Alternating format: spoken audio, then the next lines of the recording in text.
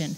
Now, we are pleased to have with us, in that spirit, the freshly appointed president of the South Asian Federation of Accountants. And to many, he's not a stranger, given his contribution in the field of professional education and value creation for more than 2 decades in various capacities. He's a fellow of CMA and founder member of CMA Sri Lanka, and a past president of the Association of Accounting Technicians of Sri Lanka. He's also past president of the Association of Professional Bankers of Sri Lanka, among many other positions in different professional organizations. Yes, we refer to Mr. Hennayake Bandara, well remembered during his tenure as a general manager and CEO of the National Savings Bank, which is the largest savings bank in this country. He was the recipient of the CMA Award for Excellence in Business Management back in the year 2012, and currently serves as an advisory council member of the Association, the Professional Bankers, Association of Professional Bankers, and an independent non-executive director of Prime Finance PLC.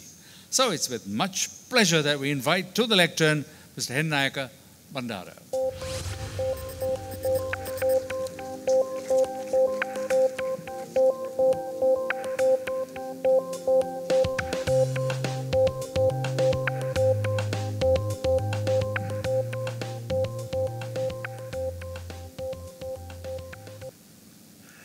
Good evening to all of you.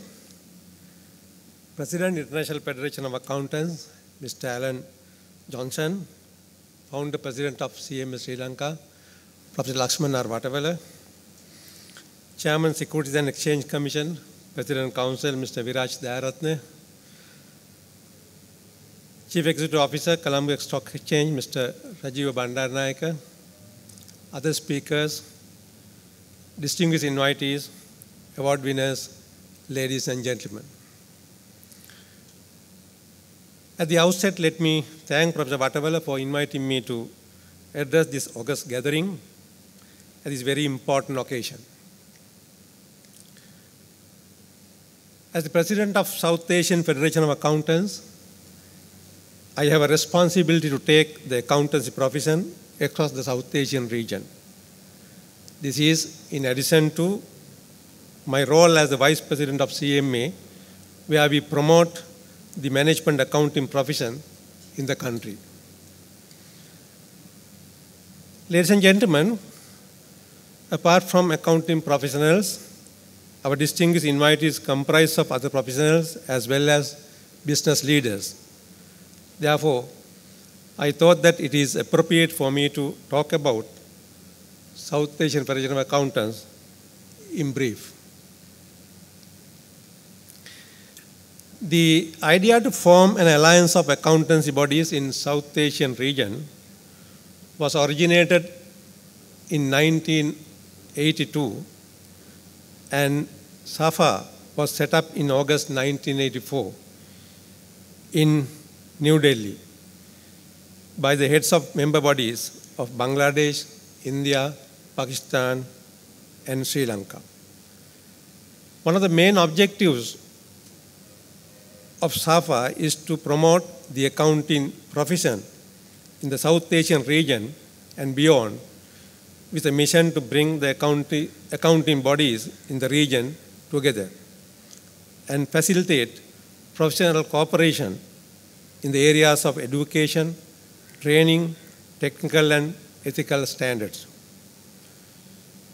SAFA as an IFAC network partner represents over 375,000 accountants having membership of the National Chartered and Cost and Management Accountancy institutions in the South Asian countries.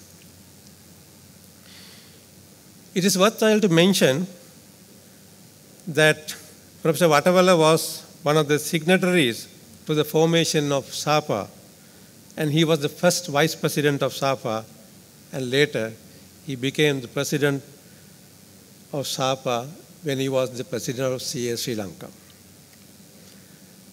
With that note, let me now speak a few words on integrated reporting.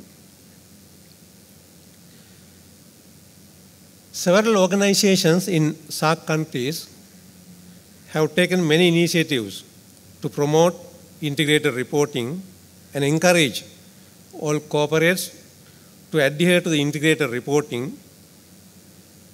It is noted that an increasing number of organizations across the region are implementing integrated reporting as they have realized corporate reporting that focuses solely on financial numbers fails to paint the full picture of the organization's value to investors and other stakeholders.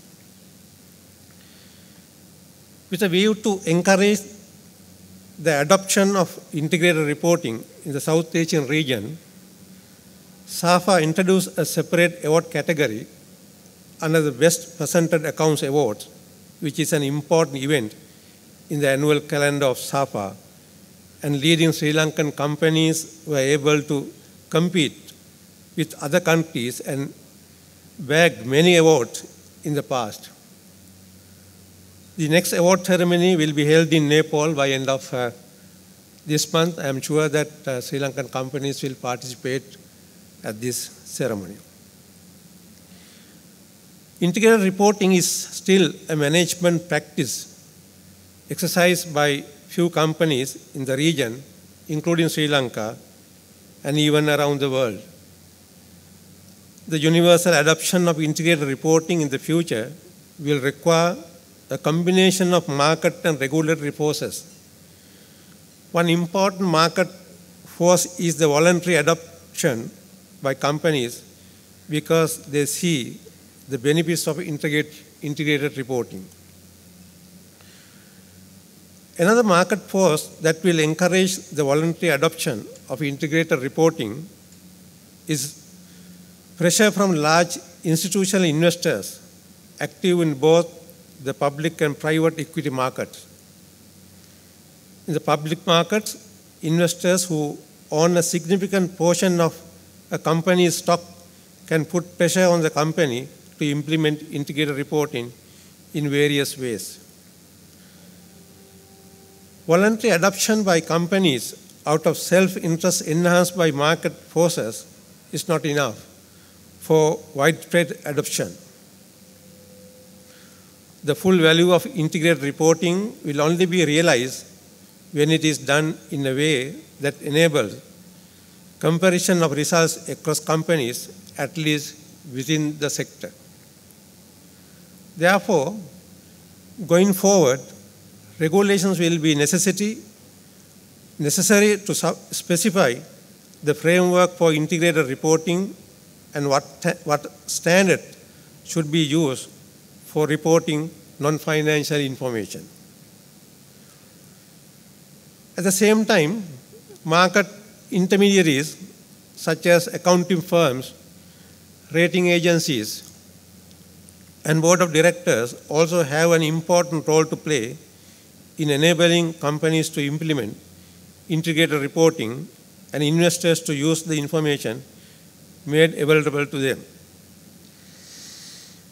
Accounting firms can contribute to the development of measurement and reporting standards as well as development of methodologies for providing independent third-party assurance on them. Integrated reports will be most credible when they are accompanied by an integrated assurance statement. Even right now, it is happening. There are companies who have obtained the third-party assurance. Rating agencies should also include non-financial factors in their rating, since they are an increasingly important component of risk.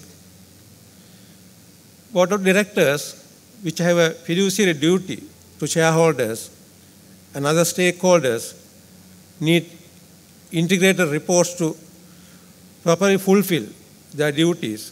They can also encourage or even require management to make them available externally.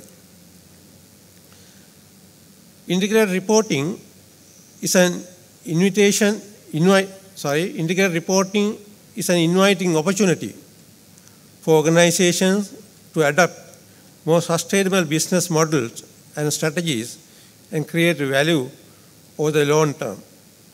Even though this form of reporting currently faces numerous issues, it has the potential to bring in innovation through integrated thinking and value creation, which would certainly enhance the productivity, sustainability, and profitability. From the corporate governance point of view, in the event investors and society do not get the rich value that is being created by companies, then there will be an accountability gap which needs to be addressed. I think this is the important point the President, Professor Lakshman Vattawala also mentioned. When it comes to the CMA Excellence in Integrated Reporting Award, as mentioned by Professor Vattawala, for the past 6 years, we could witness an overwhelming number of companies, both quoted and unquoted, private and government institutions, applying for CMA Excellence in Integrated Reporting Awards, showing that this awards competition is widely accepted by the business community. I myself have got involved with this annual event from the inception, and happy to note that Sri Lanka is in the forefront of integrated reporting in the Asian region and need to be recognized as it is done voluntarily. To maintain the credibility, CMA always ensures to engage an eminent panel of judges who are international report and experts on international integrated reporting, backed by competent technical evaluators. In conclusion, I wish to state that all our foreign speakers had the opportunity of enjoying the hospitality of our motherland together with all of us in the past when we had our IR Awards ceremony. However, pandemic situation paved the way for us to have last year and this year's ceremony in a hybrid manner, creating yet another opportunity. Ladies and gentlemen, I take this opportunity to wish and congratulate all award winners and thank the companies and other organizations who have participated for the IR Award competition, and more importantly, for your presence to witness this prestigious annual event. Thank you. Stay safe.